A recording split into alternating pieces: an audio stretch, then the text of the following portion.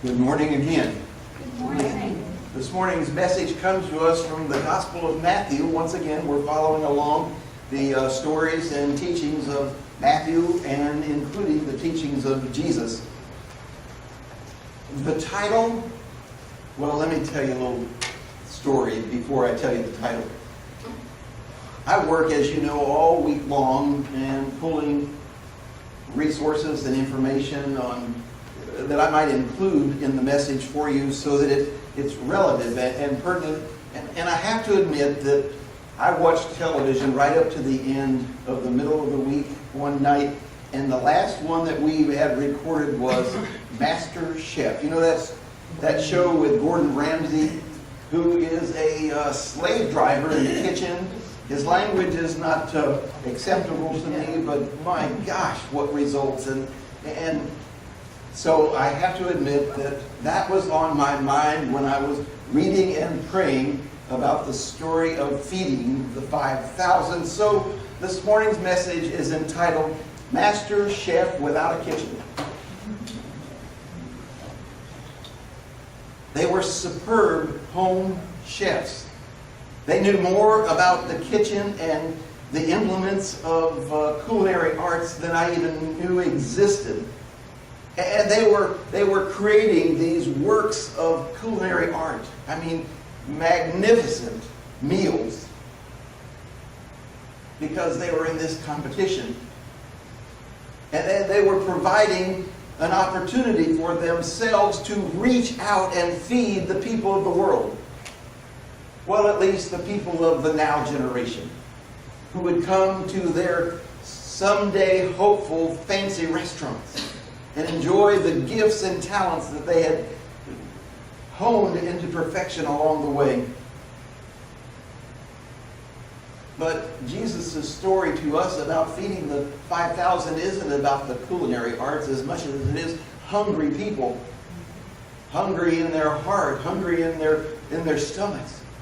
It's about serving people who are in such desperate need that their lives are in peril. So the question comes to me, what can we do that we are not already doing to satisfy this calling of the hungry people of our world? Did you know that there are 27,000 children that die every day of starvation? And there's plenty of food to go around. Isn't that puzzling? An abundance of food and people are starving. Jesus didn't ask for any prerequisites to offering love, to offering compassion, to saving lives who were dying around him. He didn't ask for anything. He took action. He did where others did not. And great things happen when we open ourselves and give of what we have to the kingdom. When you give what you have to Jesus, wonderful and miraculous things change. But it's important to know what's going on in the life of Jesus. We think so often of the Master. He was so busy sharing of God's love and healing people that he had no life of his own. That he had no worries, he had no cares. He just had this godly ability to make everything right. But here's what just happened before he fed the multitude. John the Baptist, his cousin, had challenged the authorities and been decapitated. Jesus needed some special time, some solitary time, some me time.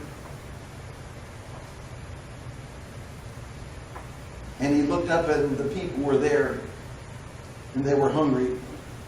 It seems to me that just recently, last week, we were talking about the spreading of the seeds, and some didn't make it because they were in the wrong places, and some grew in a great abundance, and there was plenty of food for all. And the same situation is going on now in our world that has abundance and still starving people. But we can feed the hungry when we plant the seeds as Christ told us. We're going to look at the 14th chapter of Matthew, the 13th through the 21st verses. When Jesus heard what had happened, he withdrew by boat privately to a solitary place.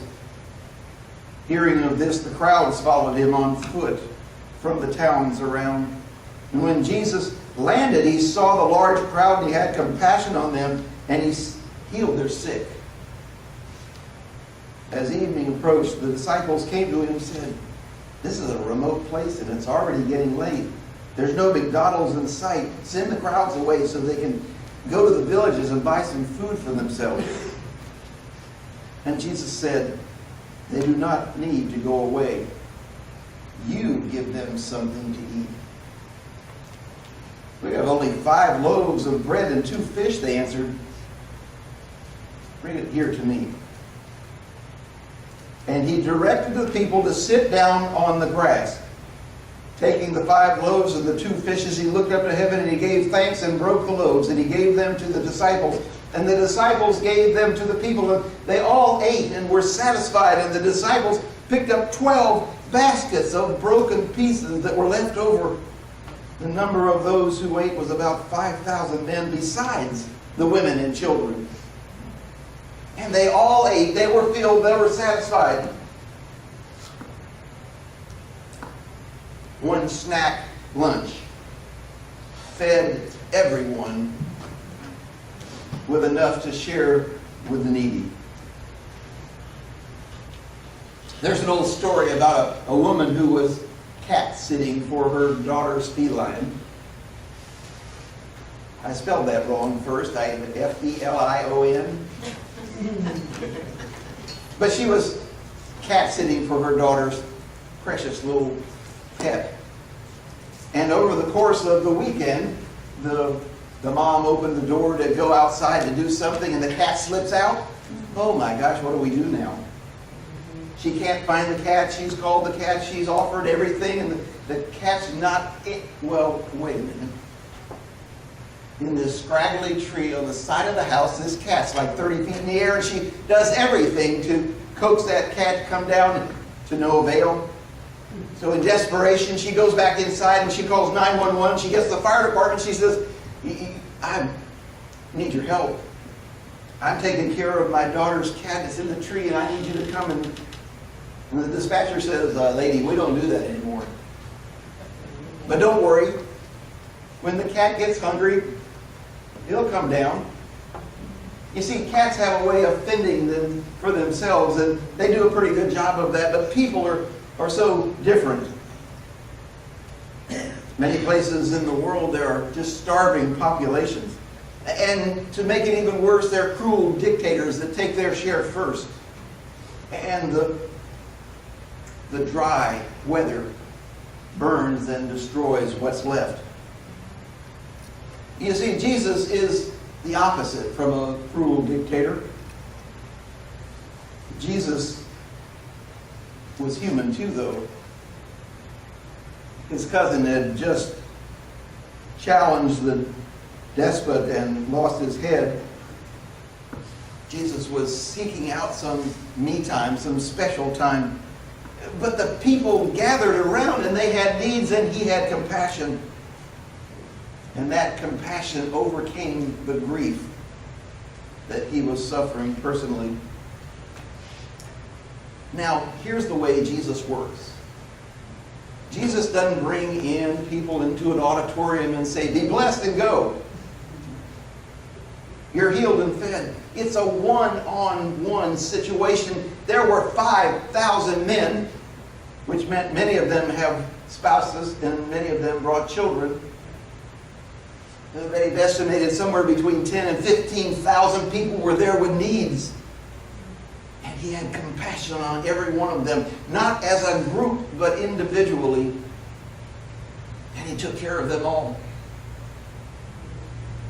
He took care of them all because it was a miracle that happened to the people from God. And his message is the same now as it was then. You feed them. You care for them. You take my job in my absence. You carry on the ministry. It's not that you'll be entertained by a story of feeding so many people with such little. It's about us understanding the responsibility of being a follower of Jesus Christ. Every time we have a children's message, we call it a youth message now because our children have grown up. But every time we have them up here, you notice that I take one of them and I try to rotate between them to take the offering up to the altar, and we raise it up to God and ask God's blessings upon it, because we can't do anything except offer the little bit of change in there ourselves, but God can turn it into a ministry. And one of the things I ask them is, what would you pray to God for if you could have anything in this world? They've never said, I want a new boat. They say, for the children of the world, give them a house. Give them a bed. Give them food to eat. Allow them to be healed.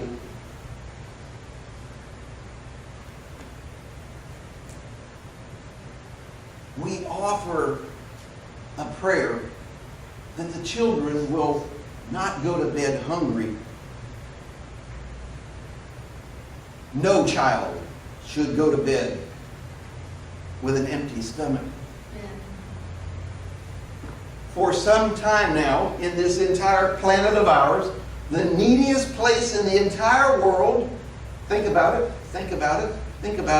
is the United States of America.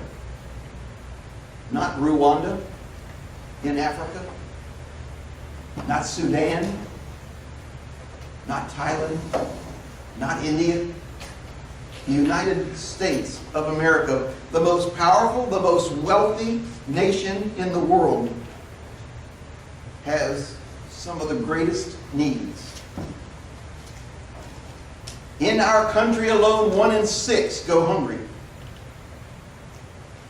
1 in 5 are children.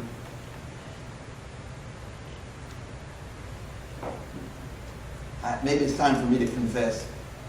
I travel so much in our ministry together, almost always either in Gainesville or Ocala or the surrounding communities. And I see these people on the crossroads with cardboard signs scratched out in whatever they can find to write with. And they are dirty and scroungy. And I call them panhandlers. Have you ever thought of that word, panhandlers? You know why? It's because I've been burned so many times looking at the hungry and the needy when they're really panhandlers. Those who will take advantage of a situation, take your dollar, and then live high on the hog somewhere else. So I start to look. I saw a lady one time not too long ago. She was in a wheelchair right there at the intersection on Newberry Road and I-75. She was in a wheelchair, and I can't even, we've got to do something. And so I'm pulling up, and I miss 2 or 3 lights, and I'm pulling up, and she's there, and I'm trying to drive and reach in my pocket, and I pull out a couple of bucks, and I roll down my window, and she picks up a cigarette and lights it. Oh, boy. And now there are a couple of things that are clues to their needs. The other one is a cell phone. If they've got a cell phone and they're talking to somebody and texting somebody when they've got their hand out, those are panhandlers, and heaven forbid if I'm judging them. But I'm asking you to look deep. Look beyond the cardboard signs. Look beyond the dirty outfits, but the brand new Nikes. Look at their face. Look at the crossroads in their face. You can tell if they're in desperation or if they're in dependence of your offerings. In the 3rd century, there was a Rabbi, Joshua ben Levi. He was a scholar, he was a teacher, and he had an opportunity to leave his humble community and travel to Rome. He was astonished, amazed at what Rome was like.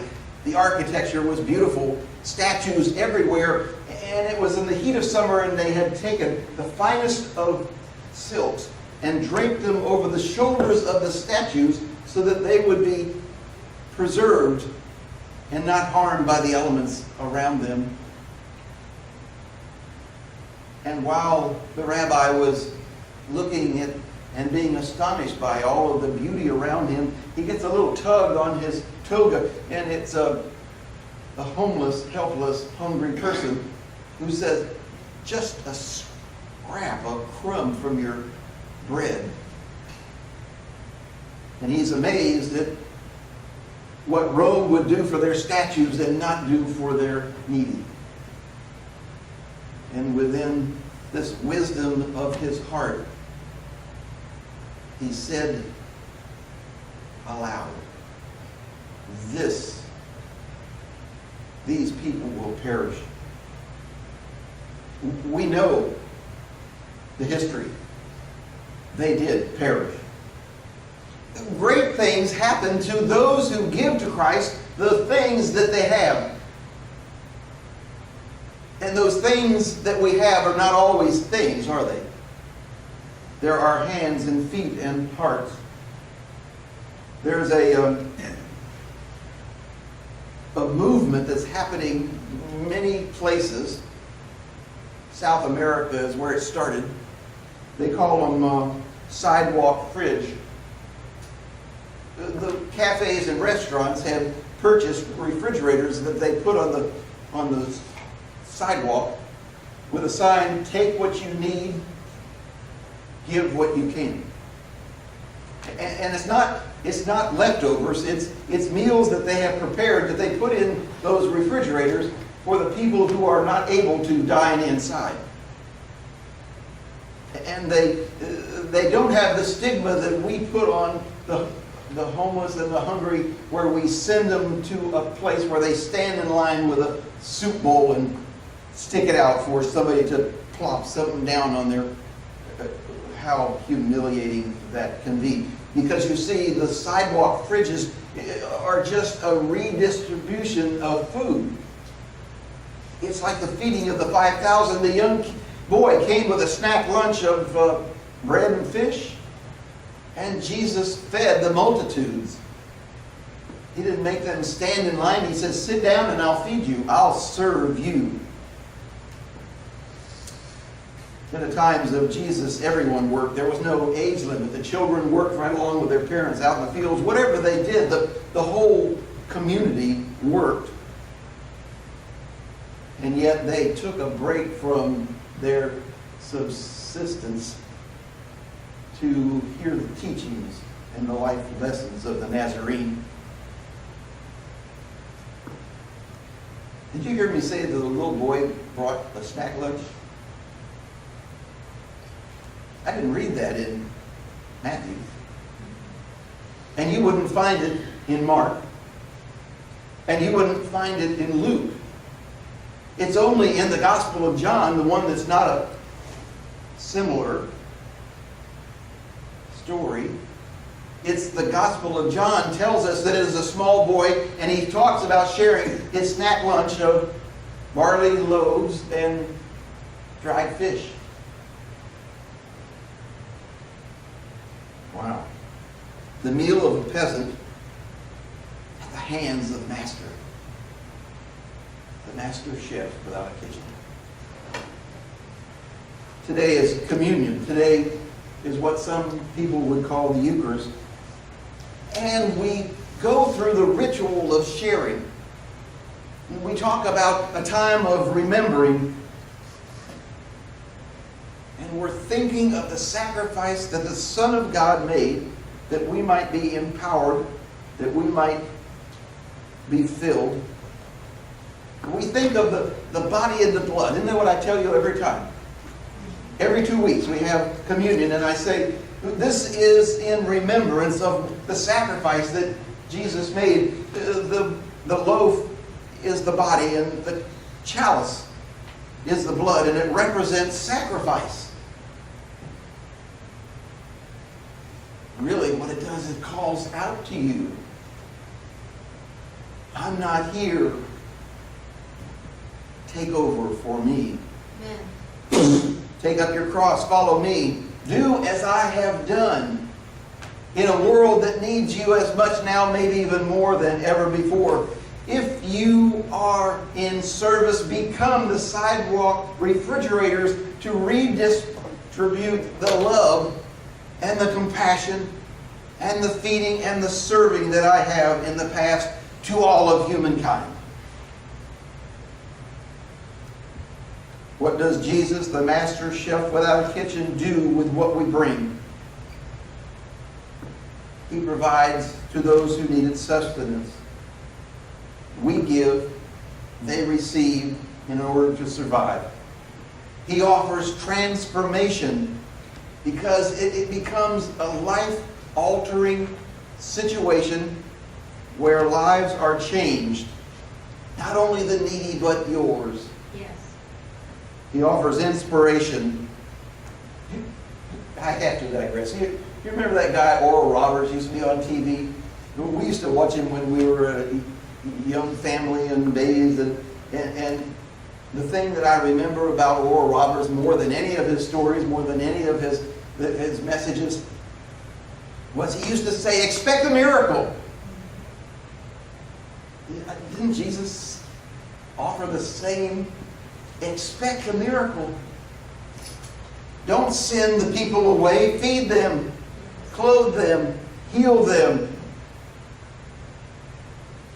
It's been 7 years ago that Rick Riley, he was a columnist for the Sports Illustrated magazine, and he had in mind a way to help the children of Africa. What he found out was children were dying of malaria.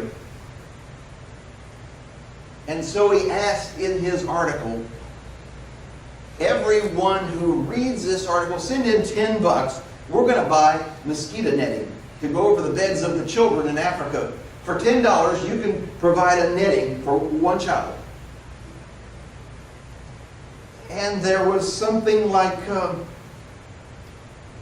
50,000 people who sent in their $10. But as Jesus would have it, the youth of the United Methodist Church heard this, picked up on it, called it nothing but nets. They raised together, they raised $68 million. Instead of the death of one child every 2 seconds, 29 children were saved every minute. Jesus wants us to carry on the work that he started. Not just remember who he was. Amen. We are the hands, the feet of Christ in our world. The thing I shared with the youth this morning in our message, that very important person was the Dalai Lama. And after he had given a speech, somebody in the audience raised their hand and they asked, what can we do to solve world hunger? And he looked at the audience and he said to the audience, share it. In a world where there is an abundance, the only thing we're short on is workers. The harvest is great, but the workers are few. Truth is, sharing is the answer to all the problems in our world, isn't it? It's the answer to hunger, it's the answer to love, it's the answer to compassion, it's the answer to salvation, it's the answer to church membership. Jesus was the master chef without a kitchen, which makes your kitchen's product God's love. Share it. And all the children say, Amen. Get the tug on your ear.